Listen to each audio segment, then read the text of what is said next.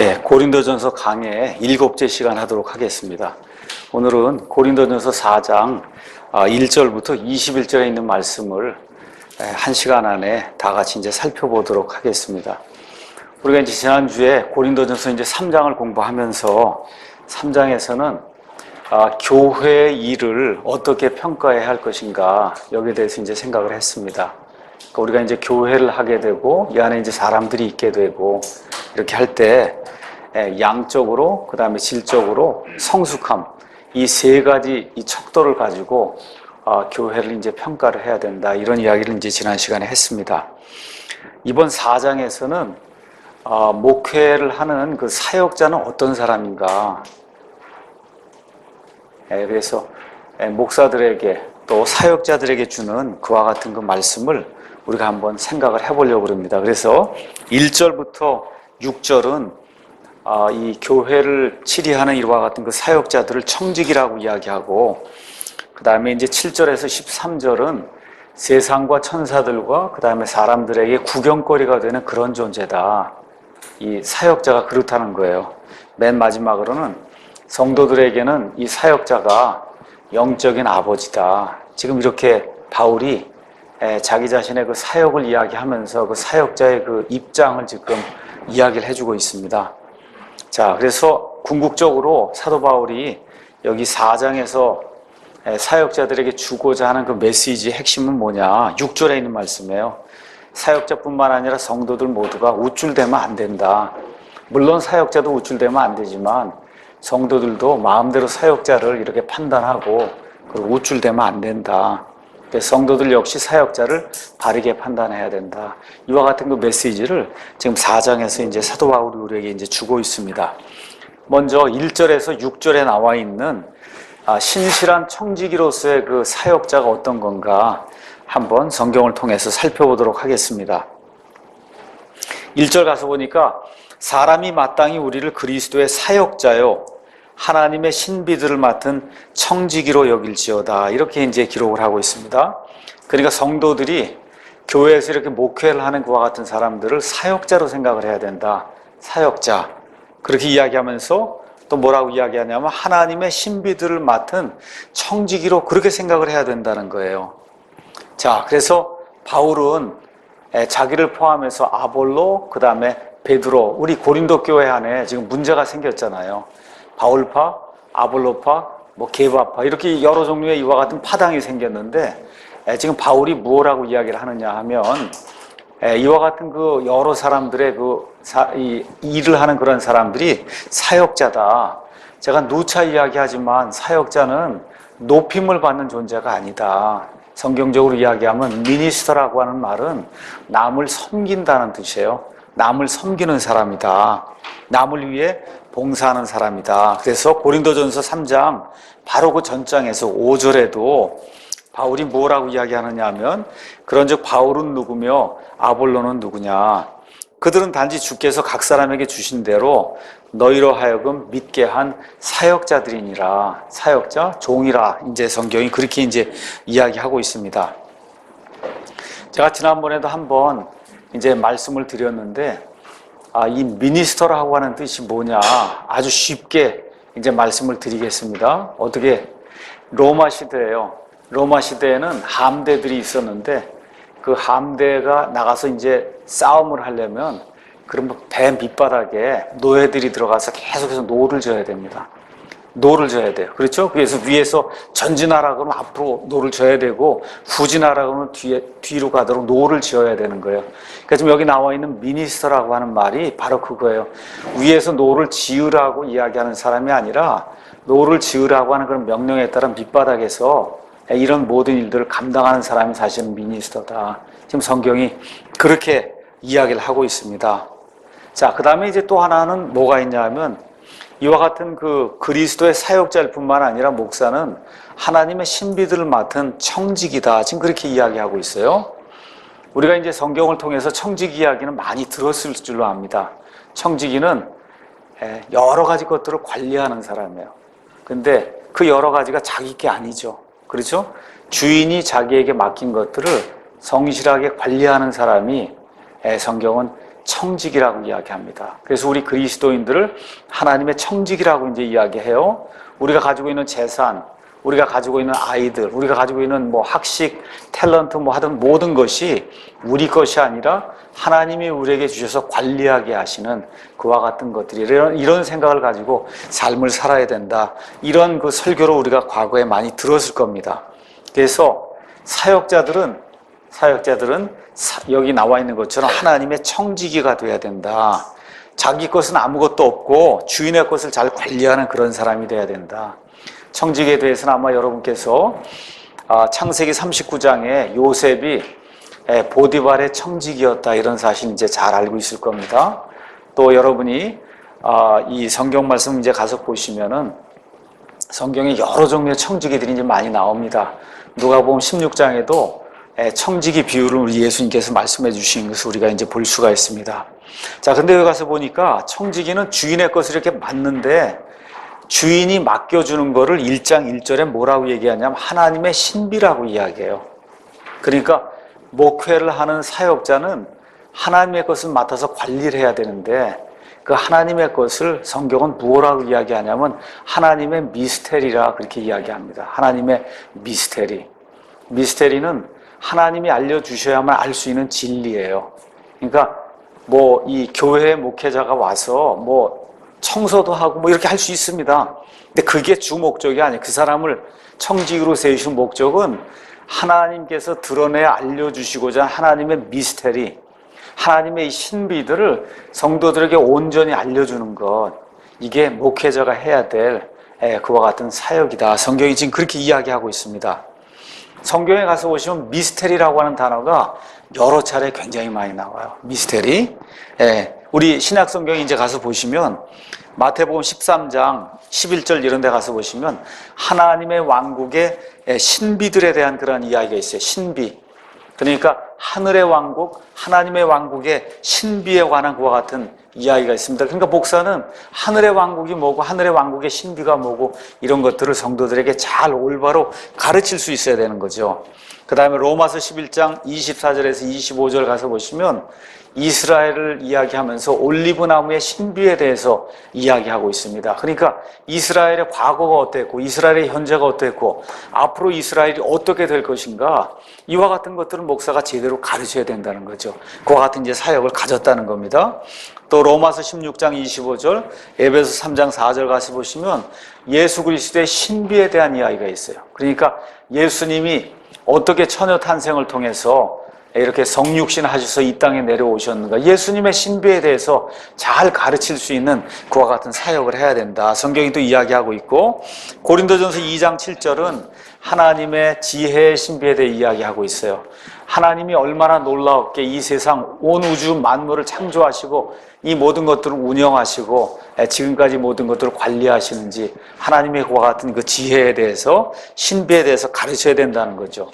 고린도전서 15장 51절은 예수님께서 공중 강림하실 때 나팔 소리가 날 때 믿는 자들이 몸이 호련히 변화가 되는 휴거라고 하는 그런 사건도 신비라고 이야기해요. 신비. 그러니까 그와 같은 일에 대해서 목사가 제대로 가르쳐야 된다는 겁니다. 또 에베소서 1장 9절에 하나님의 뜻의 신비가 있고 3장 2절에서 3절에는 하나님의 은혜의 경륜의 신비가 있어요. 그러니까 지금 십자가 사건 이후로 휴거가 발생할 때까지 이 땅을 하나님이 다스리시는 경영 통치 방식을 은혜의 통치 방식이다 지금 이야기하거든요. 근데 그게 신비라는 거예요. 어떻게 하나님께서 사람의 몸을 입고 이 땅에 오셨어요. 사람들이 그분을 배반해 십자가에 죽이기까지 했는데도 불구하고 하나님의 은혜가 더 크게 나타났다는 거예요. 그 전까지는 하나님이 유대인들만 다루셨는데 오히려 십자가 사건이 끝나니까 유대인들뿐만 아니라 온 이방인들에게까지 하나님의 말씀이 선포가 돼서 누구든지 예수님만 믿으면 구원받을 수 있는 이와 같은 은혜의 시대가 열리게 됐다. 이게 신비라는 겁니다. 이런 것들을 목사가 성도에게 제대로 가르쳐야 된다. 그 다음에 골로새서 1장 26절에서 27절, 우리가 구원받게 될 때 성령님께서 우리 안에 거하시면서 그래서 우리가 그리스도의 전이 되는 예수 그리스도의 그 신비, 이 신비도 가르쳐야 되고, 또 아버지와 아들의 신비, 또 데살로니가 후서 2장 7절에 가서 보시면 사탄이라는 불법의 신비가 있어요. 적그리스도의 신비 이런 것들이 있습니다. 또 디모데전서 3장 9절은 믿음의 신비가 있다 그래요. 우리 믿는 것 자체가 또 미스테리라 그럽니다. 그러니까 어떻게 믿는 것인가 이런 것도 목사가 잘 가르쳐야 된다는 거죠. 그렇죠? 디모데전서 3장 16절은 예수님의 그 성육신의 신비, 하나님께서 어떻게 사람의 몸을 입고 이 땅에 오시고 그래서 복음을 전하시고 모든 사람들에게 전파가 됐는데 하는 이와 같은 내용도 가르쳐야 된다는 거죠. 계시록 17장 7절에는 음녀와 짐승의 신비가 있어요. 바빌론 미스테리가 나와 있거든요. 그러니까 세상의 역사와 성경의 모든 역사를 잘 공부를 하고 바벨탑부터 시작된 이 음녀 바빌론 체제의 그 신비와 이 가운데서 역사하는 악한 영의 신비 이런 것들도 목사가 제대로 잘 가르쳐야 될 그와 같은 책무를 가지고 있다. 지금 성경이 지금 그렇게 이야기하고 있는 겁니다. 그러니까 목사가 돼서 교회를 이제 다스리게 되고 교회에서 말씀을 선포하게 될 때 목사가 해야 될 가장 큰 일은 하나님의 신비들을 맡은 청지기로서 하나님의 이와 같은 진리들을 신실하게 가르쳐야 된다는 거예요. 신실하게 가르쳐야 된다. 2절 가서 보니까 또한 청지기들에게 요구되는 것은 신실한 사람으로 드러나는 것이다. 그러니까 청지기의 책무는 자기가 맡은 하나님의 이 진리들, 하나님의 이와 같은 그 신비들을 신실하게 성도들에게 가르치는 거라는 거죠. 그러니까 청지기는 다른 사람들에게 신실한 자로 나타날 필요가 없어요. 누구에게만 신실하면 되냐? 주인에게만 신실하면 된다는 거예요. 자기 주인에게. 자기 주인이 맡겨준 그 일에만 신실하면 된다. 그러니까 바울이든 아볼로든 내가 설교를 잘하냐, 내가 뭐 더 잘생겼냐, 말을 잘하냐, 인기가 많으냐 이런 데 관심을 둘 것이 아니고 내가 하나님께서 맡겨주신 하나님의 그 신비들을 올바로 가르치는 그 일에 있어서 내가 신실한 사람인가. 그러니까 저도 사랑침매에게 목사를 하면서 제가 늘 신경 써야 될 것은 하나님이 제게 알려주라고 한 창세기 1장부터 요한계시록 22장까지 나오는 하나님의 모든 계획을 성도들에게 일일이 회피하지 않냐고 신실하게 내가 가르치고 선포하는가. 요 근래 우리가 재림 시리즈를 하잖아요. 설교를 해요. 왜 그러냐? 바로 이것 때문에 하는 거예요. 어떨 땐 구원도 하고, 어떨 땐 성경 이야기도 하고, 어떨 땐 여러 가지 이제 우리가 사는 가운데 고통당하는 것도 이야기하고 다 이야기해요. 근데 지금 보니까 지금 이 시대, 지금 이 시점에서는 우리 교회 성도들에게 재림에 대한 그 미스테리와 여러 가지 것들을 가르쳐줘야 될 그런 필요가 있다고 생각을 하기 때문에 그래서 지금 시간을 내서 여기서 오전 시간에 하나님의 말씀, 특히 재림에 관해서 음녀 바빌론에 관해서 적그리스도에 관해서 앞으로 이 땅에 이루어질 그와 같은 일들에 관해서 짐승의 표에 관해서 이와 같은 그 말씀들을 제가 전달하고 있는 거예요. 신실한 청지기로 드러나기 위해서. 자, 그래서 누가복음 12장 41절 거기 가서 보시면 예수님께서 이 재림의 때에 특히 하나님의 그 청지기가 어떻게 일해야 되는가 이런 것들을 이제 이야기하면서 41절에 이와 같은 말씀을 이제 해주십니다. 한번 제가 읽어보겠습니다. 주께서 이르시되 그런즉 자기 주인으로부터 그의 집안 사람들을 넘겨받아 다스리며 제때에 그들에게 그들 몫의 양식을 나누어줄 신실하고 지혜로운 청지기가 누구냐. 지금 성경이 지금 그렇게 이야기하고 있습니다. 그의 주인이 올 때 그가 그렇게 하고 있는 것을 보면 그 종이 복이 있도다. 진실로 내가 너희에게 이르노니 주인이 그를 자기의 모든 소유를 맡을 치리자로 삼으리라. 그러나 그 종이 마음속으로 이르기를 내 주인이 오는 것을 늦추시는구나 하며 남종과 여종들을 때리고 먹고 마시고 취하기 시작하면 그가 그를 기다리지 않는 날 그가 알지 못하는 시각에 그 종의 주인이 와서 그를 잘라내고 믿지 않는 자들과 함께할 그의 몫을 그에게 지정하리라. 자기 주인의 뜻을 알고도 자기를 예비하지 아니하고 주인의 뜻대로 행하지 아니한 그 종은 채찍을 많이 맞되 알지 못하고 채찍 맞을 일들을 한 자는 적게 맞으리라. 누구든지 많이 받은 자에게는 사람들이 많이 요구할 것이요 사람들이 많이 맡긴 자에게는 더 많이 달라고 하리라. 그러니까 저와 여러분이 하나님의 청지기가 돼서 목사는 목사의 책무를, 집사는 집사의 책무를, 우리 여러 성도들이 맡겨진 것과 같은 책무를 우리가 신실하게 하는 것이 중요하다. 그것 이상 하나님 요구하지 않는다는 거예요. 그래서 우리에게 맡겨진 그와 같은 일들을 신실하게 하는 것이 이 교회를 살리는 것이고 하나님의 일을 앞으로 나갈 수 있도록 진척시키는 일이다. 이렇게 이제 생각을 하고 항상 개인의 삶에서 저와 여러분의 삶 자체가 신실해야 되지 않겠어요? 직장 생활을 하는 거, 그렇죠? 남들과 관계 맺는 거, 이런 것이 신실해야 되고, 또 집에서 남편으로서, 아내로서, 부모로서, 자식으로서 우리의 삶이 또 신실해야 된다. 그러니까 신실하라고 하니까 교회 와서만 자꾸 신실하려고 그러면 문제가 생기잖아요. 그렇잖아요? 그래서 사회와 그 다음에 여기 가정에서 특히 말씀을 선포하는 이와 같은 이 선포자는 말씀 사역에서 신실한 것과 같은 사람이 돼야 된다. 성경이 우리에게 그렇게 이야기해주고 있는 겁니다. 3절, 4절은 판단받는 이야기를 하는 거예요. 종이라고 하면 어느 나라 아니면 어느 지역에 있든지 종은 항상 판단을 받는 그런 위치에 있다는 겁니다. 그러니까 하나님의 말씀을 선포하는 사역자도 종이거든요. 저와 여러분 사역자뿐만 아니라 사실 여기 앉아 계신 모든 성도님들도 하나님의 일을 감당하는 하나님의 종이에요. 일반 교회에서는 자꾸 목사만 종이라 그러고 성도는 종이 아닌 걸 그렇게 만드는데 실질적으로 저나 여러분이나 다 하나님의 일들을 감당하는 종이거든요. 그래서 무슨 일을 하면 그럼 반드시 판단을 받게 돼 있어요. 교회도 마찬가지예요. 누가 일을 하면 판단하지 일 안 하고 가만히 있으면 판단하지 않습니다. 그렇죠? 누가 무슨 일을 열심히 하려고 그러면 그런 판단이 오게 돼 있단 말이죠. 그래서 세 종류의 판단이 있다. 이런 것을 저와 여러분이 기억을 하면 좋겠습니다. 3절에 그러나 내가 너에게 판단을 받거나 사람의 판단으로 판단을 받는 것이 내게는 매우 작은 일이니라. 그러니까 교회 일을 하려고 하면 그러면 누가 꼭 판단을 한다는 겁니다. 사람이 나타나서 저 사람 왜 저렇게 하냐, 이렇게 하냐 하고 판단하는 그와 같은 일이 반드시 생긴다는 거예요. 그런데 바울은 뭐라고 이야기하느냐? 사람이 나를 판단하는 거, 그건 나는 크게 그렇게 중요하게 여기지 않는다. 지금 그렇게 이야기하는 거예요. 사람이 나를 어떻게 판단하든지 그건 내게 중요한 일이 아니다. 내게 가장 중요한 것은 내 주인이 나를 판단하는 거다. 내 주인이 나를 어떻게 판단하는가. 이게 사실 가장 중요하지. 근데 이제 사실 또 그런 식으로 하면서 목사가 되게 타락하는 거거든요. 그렇죠? 나는 내 주인의 말만 듣는다고 얘기해서 주변에 있는 사람들이 말을 안 듣는 가운데 교만해서 타락하는 경우 사실 많은데 원칙적으로 목회자가 바른 양심을 가지고 하나님의 말씀에 입각해서 사역을 한다고 할 때는 사실은 하나님의 이 음성에 귀를 기울이고 사람의 판단에는 그렇게 신경을 안 쓰는 것이 원래 맞는 거예요. 원래 맞는 겁니다. 자, 그 다음에 이제 뭐라고 이야기하냐? 내 자신도 나를 판단한다. 바울이 또 그렇게 이야기하고 있습니다. 참으로 나는 내 자신을 판단하지 아니하노니 나는 판단받을 아무것도 스스로 알지 못하노라. 자, 지금 여기 고린도 교회 성도들이 뭐라 그래요? 나는 바울파다. 그렇죠? 나는 아볼로파다.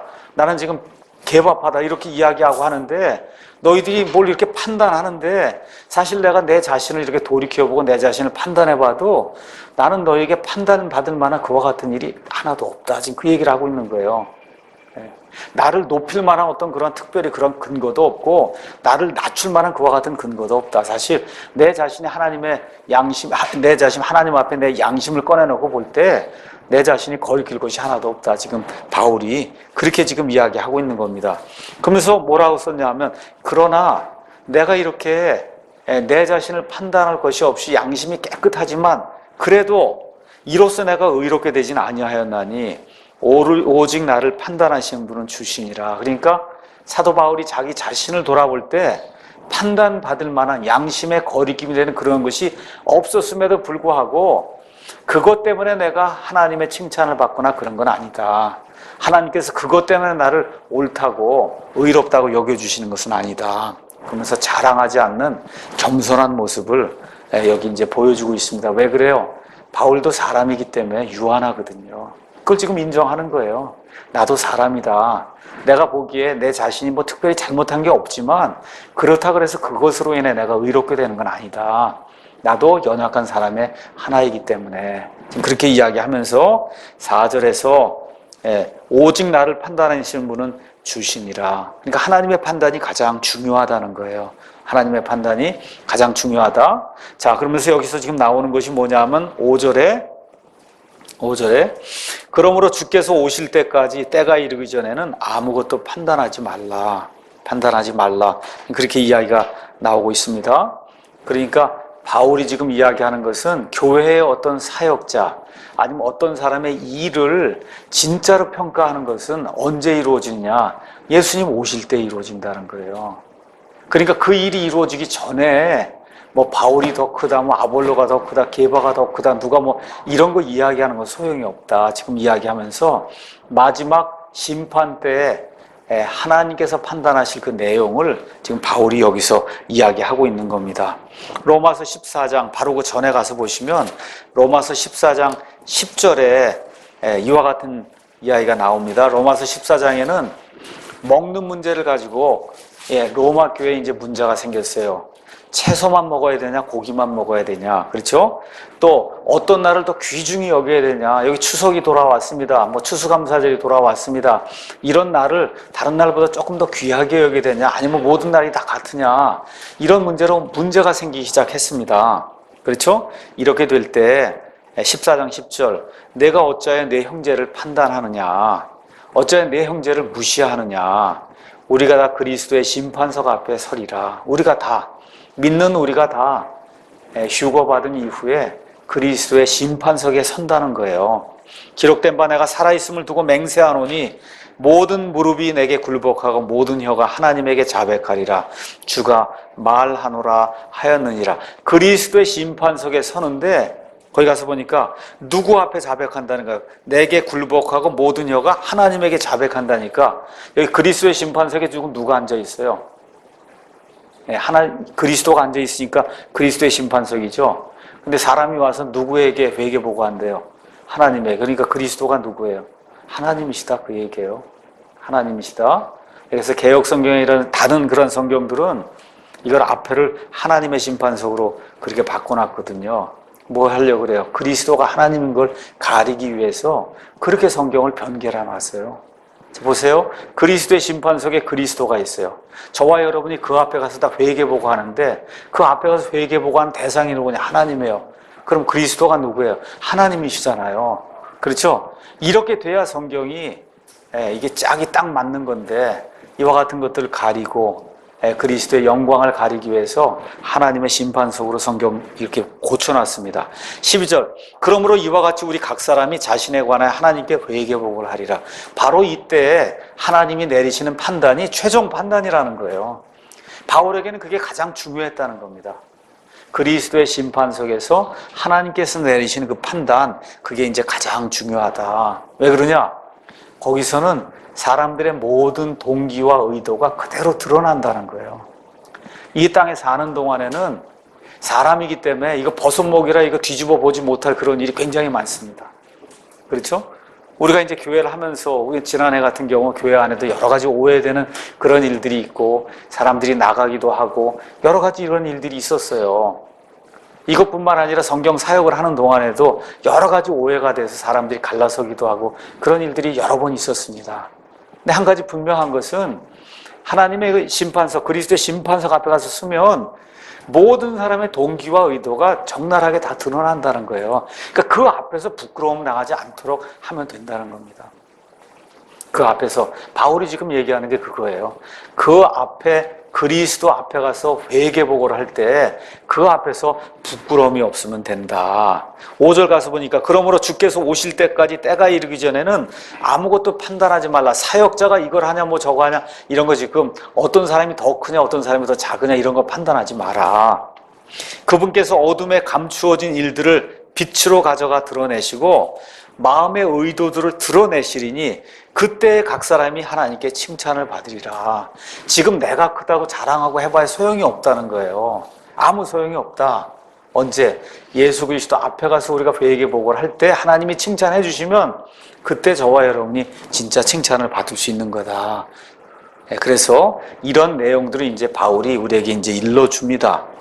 근데 아까도 제가 말씀드렸겠지, 교회는 공동체이기 때문에 어떨 때는 형제들을 판단을 해야 돼요. 이런 말씀 또 하나를 가지고 아무것도 판단하지 말라 그랬으니까 절대 판단하면 안 된다 그러면 안 되는 거예요. 모든 것에 양면성이 있는 거거든요. 동전도 양면이 있잖아요. 자, 한번 가서 여러분 판단하는 일이 어떤 거 있나? 곧 바로 다음 장 한번 보세요. 5장 3절. 바로 다음 장에 판단하는 일이 나옵니다. 내가 진실로 몸으로는 떠나 있으나 영으로는 함께 있어서 마치 거기 있는 것 같이 이런 일을 그렇게 행한 자에 관하여 이미 판단했다. 무슨 얘기예요? 자기 아버지와 아내와 함께 음행을 벌인 자를 이미 판단했다는 거예요. 그렇죠? 그러니까 판단하는 일이 있는 거야, 교회 안에도. 또 그 다음 절에도 가서 보니까 6장에 또 뭐라고 돼 있어요? 6장 2절에 성도들이 세상을 판단하는 것을 너희가 알지 못하느냐? 세상도 너희에게 판단을 받겠거든 너희가 가장 작은 문제들을 판단하는 것도 감당하지 못하느냐? 교회 안에 형제들 가운데 분쟁이 일어나면 누가 판단해야 될 거 아닙니까? 그렇죠? 왜 이런 것도 하지 못하느냐? 그러니까 교회 안에서 판단해야 될 게 있고 판단하지 않아야 될 게 있는 거지. 무조건 이런 말씀 하나 어디다 뚝 떼어갖고는 문맥에 상관없이 아무것도 판단하지 말라니까 판단 안 하면은 그럼 그 교회는 망하는 거예요. 교회는 망할 수밖에 없어요. 예. 그러니까 이런 것들을 기억하면서 양면이 있는 거다. 그러니까 이렇게 최종적으로 하나님이 내리실 그 판단, 이 판단을 기다릴 그런 문제가 있고 그게 아니라 교회 생활, 공동체 생활을 하면서 이런 일은 반드시 판단해야만 이 교회가 성장할 수 있는 이런 거가 된다 하면 그러면 교회의 지도자들이 그런 것들을 판단하고 또 징계할 땐 징계를 하고 그 다음에 바르게 잡아서 그래서 교회가 제대로 성숙할 수 있도록 그렇게 하는 것이 대단히 중요하다는 거죠. 근데 이제 사람인지라 목사도 사람인지라 이게 한쪽으로 자꾸 이게 기울어지기 쉽거든요. 그러니까 우리 집사 형제들도 목사를 잘 봐야 되고 목사의 아내도 목사를 잘 봐야 되고 이렇게 해서 목사가 한쪽으로 기울어지지 않도록 그렇게 잘 하는 것도 대단히 이제 중요한 거죠. 자, 이 이야기를 하면서 사도 바울이 이제 몇 가지를 이제 이야기합니다. 하나님의 사역자를 잘못된 때에 판단하지 말라는 거예요. 그러니까 하나님의 그 사역자가 잘했냐 못했느냐 하는 것은 주님께서 재림하실 때 그때 확실히 드러나기 때문에 지금 그 마음의 동기와 의도를 제대로 알지 못하는 그런 가운데 사역자를 그렇게 판단하지 마라. 주님의 날에 모든 것이 드러나게 된다. 그 다음에 6절에는 잘못된 판단으로 또 사역자를 판단하지 말라는 거예요. 형제들아, 내가 너희를 위하여 이 일들을 비유로 나 자신과 아볼로에게로 옮겨 적용시켰나니 이것은 너희가 기록된 것 이상으로 사람들에 대해 생각하지 말 것을 우리 안에서 배우게 하므로 너희 중에 아무도 한 사람 편을 들고 다른 사람을 반대하며 우쭐대지 못하게 하려 함이라. 어떤 사람들이 뭐라 그래요? 바울이 훨씬 낫다 그렇게 얘기하는 거예요. 이 고린도 교회 성도들이. 그랬더니 옆에 있는 사람이 아니야, 말을 하는 걸 봐라. 아볼로가 얼마나 유창하게 말을 하냐. 그렇잖아요. 그 뭐야, 다 자기들이 선호하는 기준으로 판단하는 거잖아요. 그렇죠? 이런 식으로 하면 안 된다는 거죠. 잘못된 기준으로 판단하면 안 된다. 뭐로 판단해야 되냐? 거기 가서 보니까 기록된 것, 그것으로 판단해야 된다는 거예요. 기록된 게 뭐예요? 하나님의 말씀. 그렇지 않습니까? 기록된 것 하나님의 말씀으로 판단해라. 잘못된 동기나 아니면 자기가 가지고 있는 잘못된 어떤 선호하는 그런 입장을 가지고 판단하지 말라고 지금 이야기를 하고 있습니다. 그럼 어떻게 돼요? 자기가 좋아하는 그와 같은 그 판단 기준을 가지고 가면 한 사람을 자꾸 높이려고 그러고 한 사람을 자꾸 내리려고 그러고 이와 같은 일이 생기게 되면 그럼 교회가 문제가 생기는데 지금 고린도 교회가 지금 그 모양이 돼 있거든요. 그렇게 하면 안 된다. 편견 없이 해야 된다. 그래서 여기 나와 있는 것처럼 뭐라고 써 있냐면 너희가 기록된 것 이상으로 사람들에 대해 생각하지 말라는 거예요. 그러니까 이게 바울이 자기 자신을 얼마나 낮추는가. 그렇게 훌륭한 사람에도 불구하고 사람은 별거 없다. 이사야에서 나와 있는 말씀의 표현에 따르면 사람의 생명이 콧구멍에 숨에 있는데 그런 사람을 수에 넣어야 할 가치가 뭐가 있겠냐. 그렇게 그게 성경이 이야기하는 사람에 대한 판단이거든요. 그러니까 바울이 아무리 훌륭하고 아볼로가 아무리 훌륭하고 그렇죠? 베드로가 아무리 훌륭하고 그래도 기록된 것 이상으로 사람들을 높이 평가하지 마라. 저도 마찬가지예요. 목사에 대해서 너무 높게 평가하지 마라. 드러내놓고 보면 아무것도 아니다. 지금 성경이 그렇게 이야기하고 있는 겁니다. 자, 이렇게 하면서 1절부터 6절에 신실한 청지기로서의 그 사역자의 모습을 이제 바울이 보여주고 그 다음에 7절에서 13절은 이 사역자가 얼마나 겸손한 사람이 돼야 되는가. 참 이런 말씀을 읽어보면 목회하기 대단히 어려울 것 같아요. 이 사도 바울의 이 표현대로 가서 보시면 9절 가서면 이렇게 뭐라고 써 있냐면요. 내가 생각하건대 하나님께서 사도인 우리를, 사도면은 그리스도인들 가운데 제일 그래도 능력이 있고 말씀 잘 전달하고 더구나 예수님을 본 사람이 사도잖아요. 그 바울이 가만히 판단해 보니까 하나님께서 사도인 우리를 죽이기로 정하신 자 같이 맨 마지막에 두셨나니 우리가 세상과 천사들과 사람들에게 구경거리가 됐다는 거예요. 그러니까 얼마나 낮아졌냐, 이런 내용을 우리가 이제 성경을 통해서 이제 볼 수가 있는 겁니다. 자, 구경거리가 됐다는 그 의미가 뭔가 먼저 여러분에게 설명을 드리도록 하겠습니다. 로마가 온 세상을 이제 다스리기 시작하면서 여러 종류의 사람들이 많으니까 이 사람들이 이제 폭동을 일으키지 않고 평화롭게 이제 잘 사는 거, 이게 대단히 중요한 거예요. 그 나라를 잘 다스리는 겁니다.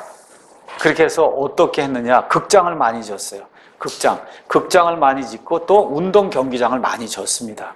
그래서 시민들이 극장에 가서 지금식으로 하면 뭐 연극도 보고, 그렇죠? 또 운동장에 가서 경기도 보고 이렇게 이제 했단 말이에요. 이런 메인 이벤트가 다 끝나면 맨 마지막에 누가 나타나냐 하면 죽을 수밖에 없는 죄인들이, 운동장 같으면 죽을 수밖에 없는 죄인들이 나타나면 그때 딱 누구를 풀어요? 짐승을 풀어놓는 거예요. 그 지금 맨 마지막에 등장하는 게 이 사람, 그럼 어떻게 구경거리가 되는 거예요. 그래서 짐승하고 싸우면서 짐승의 밥이 되기도 하고 정말 피를 흘리기도 하고 하면서 말 그대로 온 세상과 그 다음에 천사들과 사람들의 구경거리가 되는 이런 존재로 하나님이 바울과 같은 이런 사도를 그렇게 낮추셨다는 거예요. 그러니까 하나님의 사역자가 이와 같은 사람이다. 그래서 사실 이런 마음을 정말 그대로 구현하면서 목회를 한다고 하면 대단히 아마 하기 힘들 겁니다. 이게. 근데 어쨌든 바울이 내가 그런 사람으로 살았다. 너희를 높이려고 내 자신이 낮아지는데 어느 정도까지 낮아지냐. 짐승들과 싸우는 그 구경꾼 있지 않냐. 그 죄인들과 같은 그런 사람들, 그런 사람처럼 구경거리로 내가 내 자신을 낮추었다. 지금 성경이 그렇게 이야기하고 있는 겁니다. 자, 7절 읽겠습니다. 누가 너를 다른 사람과 구별되게 하느냐. 내가 가진 것 중에 받지 아니한 것이 무엇이냐. 고린도 교회 성도들이 뭐 은사 자랑을 하고 우리가 부자라 그러고 뭐 이렇게 다 이야기하는데 그거 다 너희 거냐 원래. 그렇죠? 다 받은 거 아니냐. 지금 그 얘기를 하고 있는 겁니다. 이제 내가 그것을 받았을 텐데 어찌하여 그것을 받지 아니한 것 같이 자랑하냐. 생명도 하나님이 주신 거예요. 돈도 하나님이 주신 거예요. 건강도 하나님이 주신 거예요. 아이들도 하나님이 주신 거예요. 심지어 이 좋은 교회도 모든 거 다 하나님이 주신 건데 까딱 잘못하면 그럼 어떻게 된다는 거예요?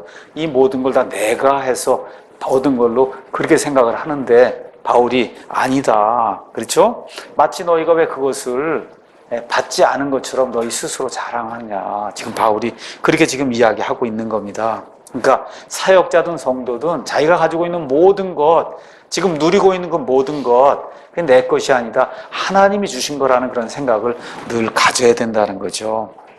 그렇게 되니까 자랑할 게 없다. 이걸 가장 잘 표현한 사람이 침례자 요한이에요. 요한복음 가서 한번 잠깐 보겠습니다. 요한복음 3장 27절에 있는 말씀 잠깐 보겠습니다. 요한이 사역을 하는데 자기의 사역은 점점 줄어들고 그 옆에 있던 예수님의 사역은 점점 늘어나는 거예요. 이렇게 될 때 사람들이 와서 이제 묻는 겁니다. 26절, 그들이 요한에게 나와 그에게 이르되 랍비여, 선생님과 함께 요르단 건너편에 계시던 분, 곧 선생님이 증언하신 분, 바로 그분께서 침례를 주매 보소서 모든 사람들이 그분께로 가나이다. 그렇게 이야기하는 거예요. 지금까지는 침례자 요한의 침례를 받으러 사람들이 벌떼같이 모였는데 이 예수님이라고 하는 저분이 나타나서 저분이 침례를 주니 사람이 다 끌려갑니다. 그렇게 얘기하니까 요한이 응답하여 이르되 하늘에서 주지 아니하시면 사람이 아무것도 받을 수 없느니라. 목회자의 심정이 이거여야 된다는 거죠. 그렇죠? 너희 자신이 나에 대해 증언하되 곧 내가 이르기를 나는 그리스도가 아니여 그분 앞에 보내어진 자라 한 것을 너희가 증언하지 않냐. 나도 그렇게 증언했고 너희도 그 증언을 믿지 않냐. 29절, 신부를 얻는 자는 신랑이나 서서 그의 말을 듣는 신랑의 친구가, 난 신랑의 친구라는 거예요. 신랑의 음성으로 인하여 크게 기뻐하는지 그런즉 나의 이 기쁨이 성취되었노라. 다 같이 읽겠습니다. 그분은 반드시 흥하여야 하되 반드시 쇠하여야 하리라 하니라. 저희 교회의 모토 중에 하나잖아요. 그렇죠? 우리는 쇠하고 예수님이 흥해야 된다. 우리는 쇠한다, 흥한다 그랬는데 영어로는 increase, 늘어나고 하나는 decrease. 우리는 점점 줄어들고 예수님과 예수님의 사역은 점점 늘어나고 이렇게 돼야 된다. 이게 성도들뿐만 아니라 특히 사역자들이 가져야 될 그와 같은 자세라고 성경이 우리에게 이야기해주고 있습니다. 8절 가서 보니까 바울이 조금 좀 이렇게 비꼬는 듯한 그런 말로 이 고린도 교회 성도들의 그 사정을 지금 이렇게 이야기하고 있습니다. 너희는 이제 배부르고 이제 부유하며 우리 없이 왕처럼 군림하였도다. 내가 지금 이 교회를 세우고 그리고 내가 지금 떠나가 있는데 그동안에 보니까 배가 부르고 그냥 부유하고 말 그대로 너희가 지금 왕처럼 군림하는구나. 그렇죠? 너희가 군림하는 것 사실 내가 하나님께 바란다. 이것은 우리도 너희와 함께 군림하려 함이라. 그래서 지금 바울이 너희가 높여지는 거 그거 내가 원한다. 지금 그렇게 이야기하면서 자기 자신을 자꾸 낮추는 그와 같은 일들이 이제 이 안에 이제 기록이 되어 있습니다. 이래서 어느 정도까지 낮아지냐? 9절에 있는 거예요. 내가 하나님의 사도임에도 불구하고 어떻게 된다고요? 세상과 그 다음에 천사들과 사람들에게 구경거리가 될 정도로 미천한 존재로 내가 내 자신을 낮추었다. 어느 정도까지 낮추느냐? 13절 뭐라고 쓰여있어요?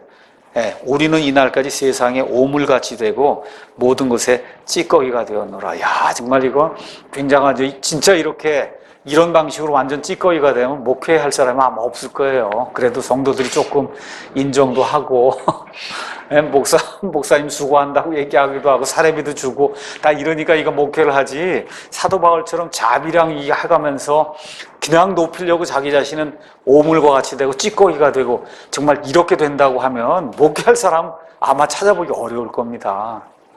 근데 바울의 심정이 그랬다는 거죠. 그렇죠? 고린도 교회 그 성도들이 하는 그 일들을 가서 보니까 완전히 자기를 무시하고 아볼로를 무시하고 자기들끼리 파당 이렇게 만들어가지고는 누가 어떻다고 그러고 이런 걸 보니까 너무너무 자기 자신이 조금 좀 뭐라 그럴까? 비참한 처지에 좀 있다 그럴까? 이렇게 느껴진 거예요. 그거를 말로다가 바울이 그대로 표현한 거예요. 그러니까 고린도전서 고린도후서에는 목회하는 그 사람의 그 심정이 적나라하게 표현이 되어 있는 거예요. 이 성도들을 향해 바라는 그 마음, 그렇죠? 이런 거. 지금 얼마나 그랬으면 내가 오물같이 되고 찌꺼기같이 됐다. 이렇게 얘기를 했겠어요. 그러한 심정이 이 안에 지금 들어가 있는 겁니다.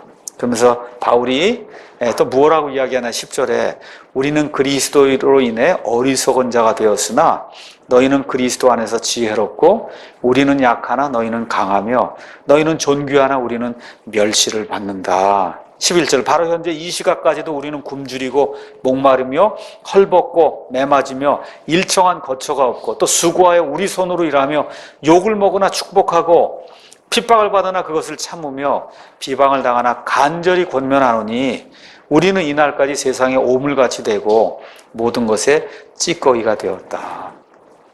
바울이 어리석은 자가 됐다라고 이야기하는 그 의미가 간단해요. 바울이 가말리엘의 발밑에서 율법을 전수받은 사람이에요. 그 정도가 되면 사내들인 공회, 이스라엘 백성을 전체를 다스리는 사내들인 공회가 있는데 그 사내들인 공회의 멤버가 될 수 있는 사람이에요. 지금식으로 얘기하면 국회의원이 될 수 있는 사람이에요. 근데 그걸 다 버렸잖아요. 그렇죠? 예수님을 알고 난 그 이후에 그걸 다 버렸어요. 그러니 얼마나 어리석은 자가 누구를 이 성도들을 지혜롭게 하기 위해서 하나님의 이 신비 안에 성도들이 거할 수 있도록 하기 위해서 모든 걸 다 버렸다는 겁니다. 또 뭐라고 이야기하느냐 하면 내가 그렇게 돼서 내 자신이 약하게 됐다. 내 자신이 약하게 되면서 너희를 강하게 만들었다. 지금 그렇게 이야기하고 있습니다. 고린도후서 12장 7절에서 10절 바울이 어느 정도까지 우리 한번 잠깐 보겠습니다. 그 옆에 있는 거니까 고린도후서 12장 7절에서 10절 계시들이 넘침으로 말미암아 하나님의 신비들에 대한 지식이 너무너무 넘치는 거예요. 이 사도 바울에게 내가 분량 이상으로 높여지지 않게 하시려고 주께서 내게 육체 안에 가시 곧 사탄의 사자를 주사 나를 치게 하셨으니, 그러니까 사탄의 사자 마귀가 어떤 병을 갖고 와서 사도 바울을 괴롭혔다는 겁니다. 이것은 내가 분량 이상으로 높여지지 않게 하려 하심이라. 너무 괴로우니까 내가 이 일로 인하여 그것이 내게서 떠나가도록 주께 3번 간청하였더니 그분께서 내게 이르시되 내 은혜가 내게 족하도다. 나의 강한 능력은 약한 데서 완전해지느니라 하셨느니라.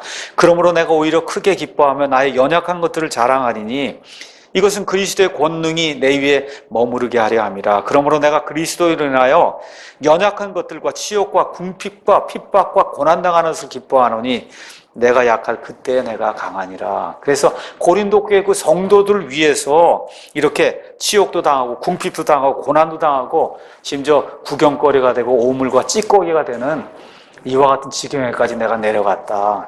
바울이 자신 있게 이야기하는 거예요. 자신 있게 지금 내가 이런 사람이 됐다. 자, 왜 그러느냐 하면 14절에서 21절에 있는 말씀이 14절에 나는 너희를 부끄럽게 하려고 이것들을 쓰지 아니하며 다만 나의 사랑하는 아들들에게 하듯 너희를 타이르려 하노라. 부끄럽게 하려고 쓰는 게 아니다. 이게 내가 지금 진실을 얘기하는데 너희가 내 아들, 딸 같기 때문에 내가 지금 그렇게 지금 솔직한 심정을 지금 다 이야기하는 거다. 그러면서 뭐라고 이야기해요? 15절 그리스도 안에서 너희에게 10,000명의 스승이 있다 해도 아버지는 많지 아니하니 그리스도 예수님 안에서 복음을 통하여 내가 너희를 낳았느니라.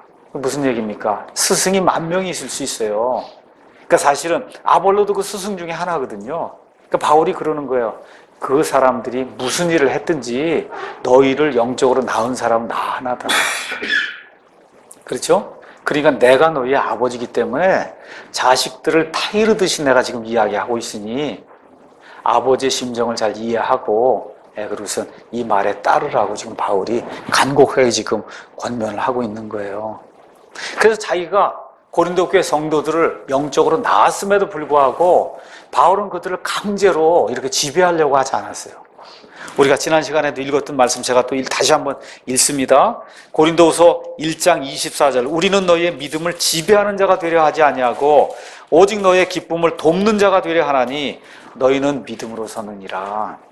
바울이 고린도 교회 그 성도들, 특히 초기의 그 성도들을 영적으로 낳았어요. 하나님의 복음의 말씀을 통해서 성령님의 다시 태어나게 하는 그와 같은 역사를 통해서 이 사람들을 낳았어요. 그럼에도 불구하고 좌지우지하지 않았다는 거예요.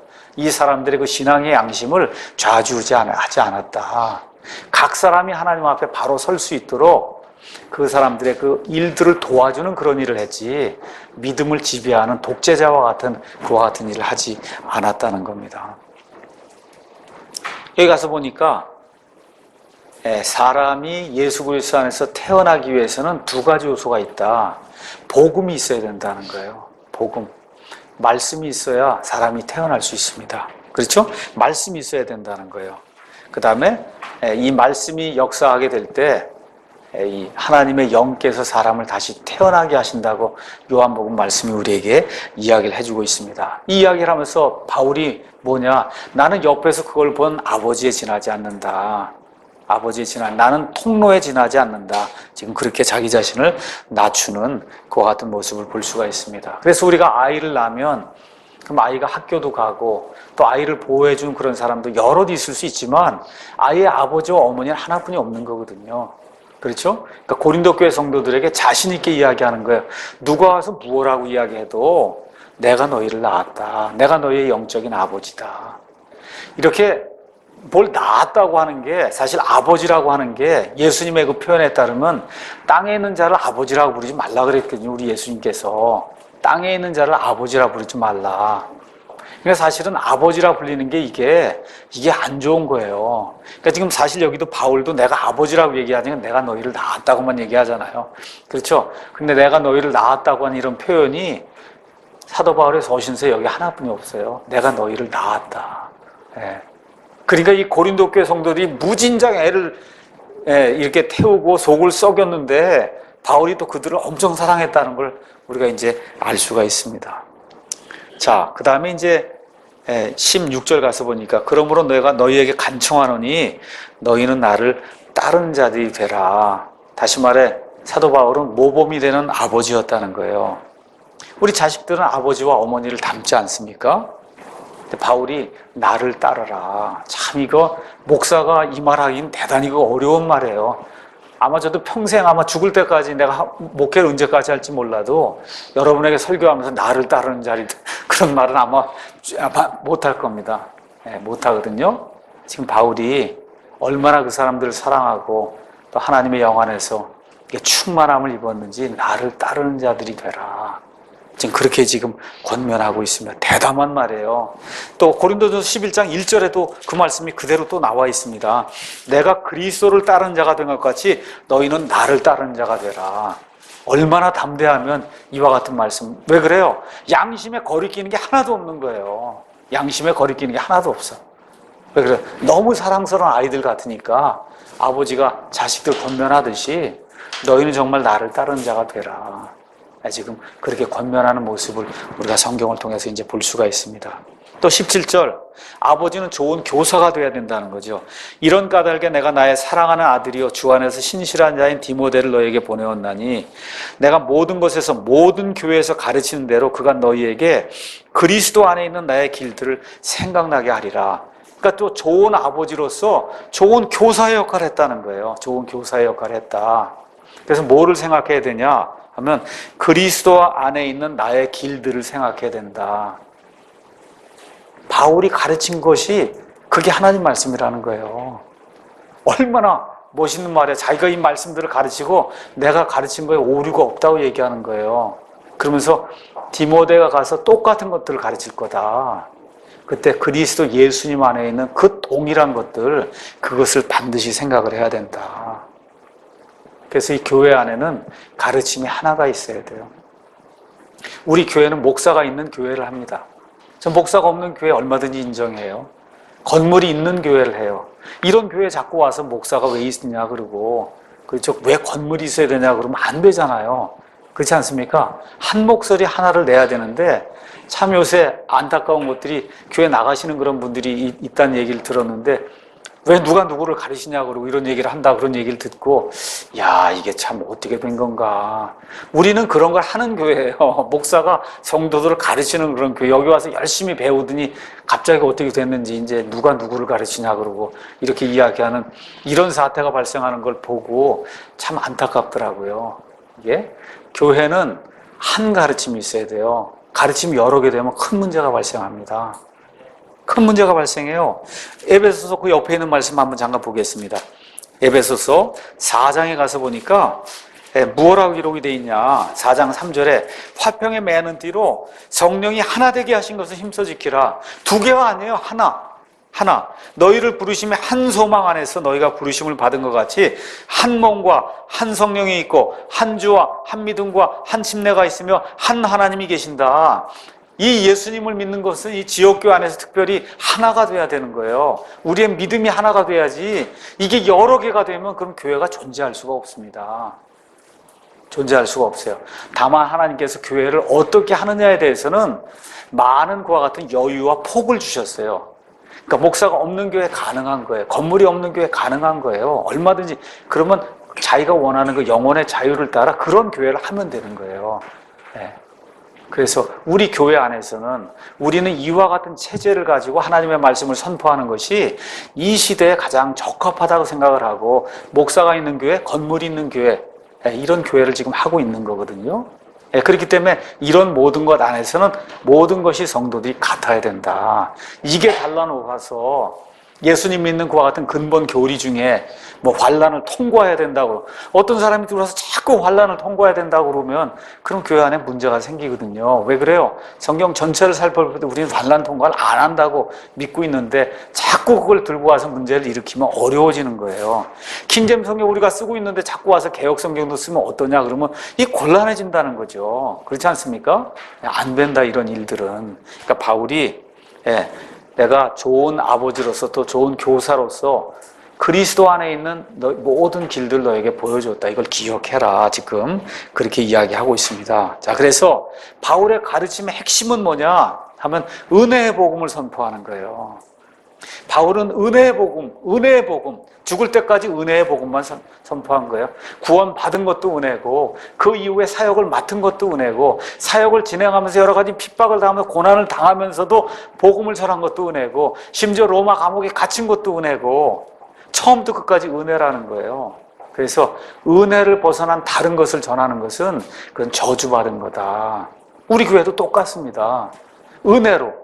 왜 환난 통과 안 하냐? 하나님의 은혜로 통과 안 하는 거예요. 하나님의 은혜. 내 행위를 더하는 게 아니라 하나님이 은혜로 환난을 통하지 않게 그렇게 만들어 주시는 거예요. 그걸 믿는 거예요. 그러니까 모든 일을 할 때, 교회에서 어떤 일들을 할 때, 의논할 때, 무슨 일을 집행할 때, 가정생활할 때, 모든 거 할 때 항상 은혜로 시작해서 은혜로 끝내야 된다. 그러니까 사람이 교회를 하다가 나가게 될 때도 은혜롭게 나가야 되는 거예요. 보내는 것도 은혜롭게 보내야 되고. 그렇지 않습니까? 그러니까 우리가 누가 나간다 그러면 제가 항상 은혜롭게 어떻게 해요? 지금까지 수고 많이 하셨습니다. 앞으로 좋은 데 가셔서 평안한 그런 믿음 생활 하시기를 주님의 이름으로 축원합니다. 이렇게 은혜롭게 해서 내보내지 싸우고 그러면 안 되잖아요. 이게 은혜의 복음을 우리가 맡은 사람들인데 그런 일로 싸우면 되겠습니까? 이게?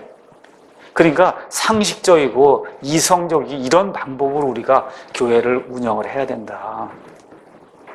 자, 18절 가서 보니까 지금 어떤 18절부터 이제 21절까지는 또 아버지는 어떤 일을 하냐?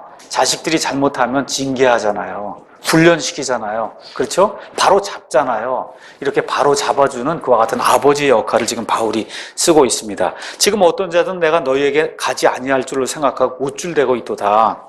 그러나 주께서 원하시면 내가 곧 너희에게 가서 우쭐대는 자들의 말이 아니라 권능을 알아보리니 하나님의 왕국은 말에 있지 아니하고 권능에 있느니라. 너희가 무엇을 원하느냐? 내가 매를 가지고 너희에게 가랴? 아니면 사랑과 온유의 영으로 가랴? 그러니까 아버지는 그냥 모든 걸 무조건 다 수용만 하는 사람은 아니다.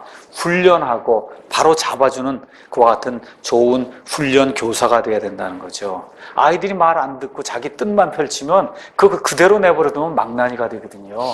그러니까 그의 뜻을 굽힐 수 있도록 훈련하는 그와 같은 일이 부모에게 이제 반드시 필요한 거죠. 그래, 고린도 교회 성도들이 이 아버지가 떠나고 나니까 뜻을 굽히지 않고 그냥 대드는 그와 같은 일이 생긴 거예요. 그러니까 바울이 그러는 거예요. 내가 너에게 매를 가지고 가랴.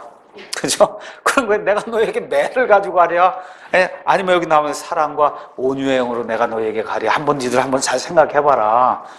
그러니까 참 바울의 그 심정이 정말 얼마나 이 아버지로서 사랑하면서도 이걸 바로 잡아주려고 이런 모든 것들을 동원하는지 우리가 이제 이런 것들을 통해서 알 수가 있습니다. 그래서 좋은 부모는 아이들을 징계하고 바로 잡습니다. 그래서 하나님도 히브리서 12장 가서 보시면 징계하세요, 자기 자녀들을. 그래서 자녀인데 징계가 없으면 그건 자녀가 아니라 사생아다. 그래서 교회 안에도 반드시 징계가 있어야 된다. 성경이 이제 그 이야기하면서 여기 말과 권능이 서로 다른 것을 이야기하고 있어요. 고린도 교회 성도들은 말만 유창하게 하는데 실질적으로 파워가 없다는 거예요. 근데 사실 하나님의 왕국은 말에 있지 않고 파워에 있다. 21절에 징계를 받지 않으려면 너희가 회개해야 된다. 지금 그 이야기를 하고 있습니다. 자, 말씀을 마치면서 우리 사랑 침례교회도 이와 같은 징계의 규정이 있다는 것을 여러분에게 잠시 말씀을 드리도록 하겠습니다. 우리 교회에 이렇게 헌법이라는 게 있어요. 그걸 우리가 우리의 믿음과 약속 이렇게 정했습니다. 그래서 우리의 믿음과 약속의 아주 6항에 가서 보면 회원의 징계 규정이 들어있습니다. 회원의 징계. 거기 가서 보니까 무엇라고 기록이 되어 있냐. 주 예수 그리스도의 거룩한 몸인 교회의 순수성을 유지하고 각종 세상의 악과 영적 누룩의 침입을 막기 위해 주님의 명령에 따라 다음과 같이 회원의 징계를 실시한다. 우리 교회는 회원의 징계를 실시하는 교회예요. 물론 지금까지 한 번도 안 했습니다. 또 바라기는 제가 목회를 하는 동안 이런 회원의 징계를 하지 않기를 저는 원해요. 그럼에도 불구하고 교회 안에 사악한 일이 생기면 어쩔 수 없이 징계를 해야 된다. 지난해 같은 경우에 교회 징계를 하지 않았기 때문에 그래서 악한 일들이 쓸데없는 그와 같은 루머가 돌고 여러 가지 악한 일들이 생겼거든요. 또 우리 형제들이 다 봤어요. 그거 어떻게 해요? 이제부터는 징계를 해야 되겠구나. 이렇게 느끼는 겁니다. 어떻게 해야 되냐? 첫째, 회원 간의 개인적인 문제는 징계위원회의 공개적인 절차를 밟기 전에 최대한 당사자들 간에 해결하도록 노력하고 해결된 사안에 대해서는 절대 비밀을 유지한다. 둘째, 교회 내에서 규율과 선도를 위해 반드시 목사와 집사회로 구성된 징계위원회를 둔다. 그래서 우리가 이제 징계위원회를 두었습니다. 징계위원회는 본 헌법에 명시된 조항들에서 벗어난 회원의 이단적인 교리와 언행, 이단은 안 되는 거예요. 교리 다른 거 갖고 와서 교회를 어지럽히는 거, 말과 행동으로 어지럽히는 거 우리가 용납하지 못합니다. 그 다음에 위법행위 용납하지 못해요. 이런 것들을 조사하고 분석하고 결정할 수 있는 고유 권한을 회중으로부터 이제 부여받습니다. 회원과 회원 간의 문제를 공적으로 다룰 때나 회중과 교회 지도자 간의 문제를 다룰 때는 공히 성경적 절차에 따라 엄정히 판단하여 징계하되, 징계를 위해 징계하는 것이 아니라 징계 대상자의 영적인 회복과 성장을 목적으로 겸손과 사랑의 영으로 징계를 한다. 특히 성경의 기본적인 가르침을 떠나 영혼을 실족하게 하는 이단 교리를 가진 자는 엄격히 징계한다. 우리가 지금 그렇게 교회 규정으로 정해놨습니다. 이렇게 하면서 회원의 규율과 징계에 관해 회중의 결의가 필요한 경우 정규 활동 회원의 3분의 2 이상의 출석과 3분의 2 이상의 찬성에 결정한다라고 해서 이 그리스도의 교회를 온전히 유지하기 위해서 이와 같은 징계 절차를 우리 교회가 다 이렇게 널널한 것 같고 뭐 이렇게 자유스러운 것 같아도 이 뒤에 이와 같은 게 들어있어요. 그러니까 상식 굉장히 외유내강이에요. 우리 교회가 외유내강. 겉으로는 모든 게 그냥 이렇게 술술술 넘어가는 것 같은데 그 속은 굉장히 단단하다. 그래서 이런 내용들을 기억하시면서 여기 고린도전서 4장에 사도 바울이 자기 자신을 어떤 모습으로 청지기로, 그렇죠? 그 다음에 세상에 거의 구경꾼과 같이 이렇게 비천한 자리에 놓인 그런 사람으로, 또 아버지 같은 존재로 이렇게 자기 자신을 제시하면서 고린도 교회 성도들을 사랑하는 그런 모습, 이런 것을 저도 기억을 하고 우리 형제 자매님들 같이 기억해서 이 교회를 하나님이 기뻐하시는 그런 교회를 우리가 만들면 좋을 것 같습니다. 오늘 여기까지 하고 마치겠습니다.